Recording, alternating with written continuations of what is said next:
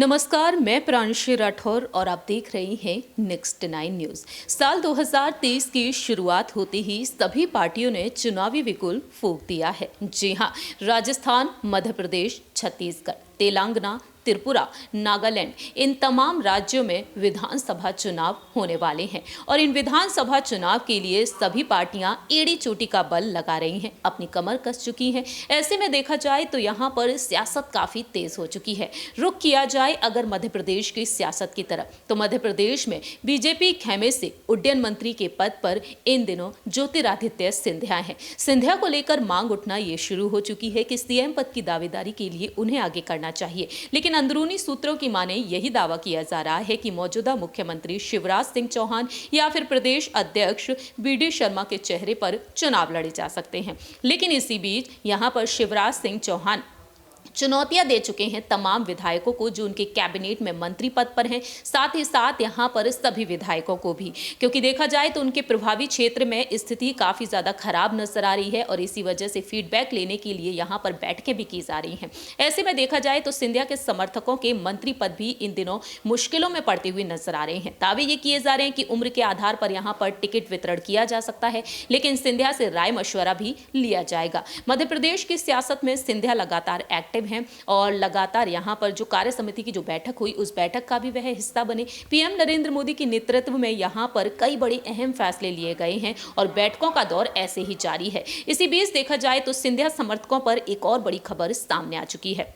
दरअसल आपको बता दें कि हाल ही में प्रदेश अध्यक्ष बीडी शर्मा ने कहा कि भाजपा कार्य समिति की बैठक में प्रधानमंत्री नरेंद्र मोदी, राष्ट्रीय अध्यक्ष जेपी नड्डा, केंद्रीय गृह मंत्री अमित शाह के नेतृत्व में हमने उन सभी लोकसभा सीटों को जीतने का संकल्प लिया है जो 2019 में नहीं जीत पाए थे। इन सीटों के साथ हम छिंदवाड़ा में क्लीन स्वीप करेंगे, लोकसभा सीटें तो जीतेंगे ही और विधानसभा सीटों पर भी जीत हासिल करेंगे और साथ ही साथ छिंदवाड़ा में पार्टी की जो भव्य यात्राएं निकल रही हैं जनता का समर्थन भी मिल रहा है। आपको बताते चले कि इस साल के अंत में जो विधानसभा चुनाव होंगे और लोकसभा चुनाव को लेकर कांग्रेस का जो गढ़ है राघोगढ़ और छिंदवाड़ा पर फोकस कर रही है बीजेपी और 50 वर्षों में पहली बार बीजेपी कार्यकर्ताओं ने राघोगढ़ निकाय चुनाव में कांग्रेस के दांत खट्टे कर दिए हैं, ऐसा बीडी शर्मा का कहना रहा है। भाजपा राघोगढ़ में परचम लहराएगी और ऐसे में यहां पर सिंधिया समर्थक लगातार सुर्खियों में बने हुए हैं। दावे यहां पर किए जा रहे हैं कि बैठक के दौरान राष्ट्रीय सह संगठन महामंत्री शिव प्रकाश ने सिंधिया समर्थक मंत्रियों के साथ अलग से बैठक की।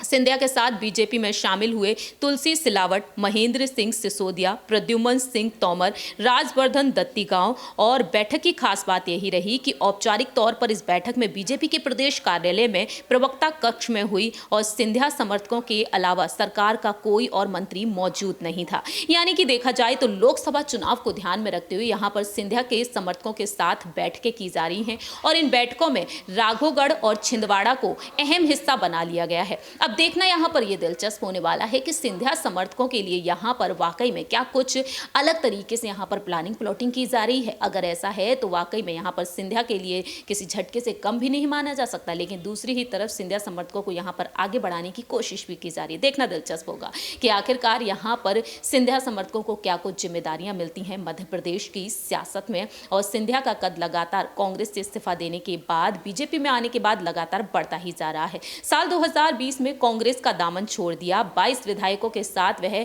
बीजेपी में शामिल हो गए और ऐसे में सिंधिया का कद लगातार बढ़ता ही जा रहा है। फिलहाल हमारी इस रिपोर्ट में इतना ही। बाकी की तमाम अपडेट्स के लिए आप देखते रहिए नेक्स्ट 9 न्यूज।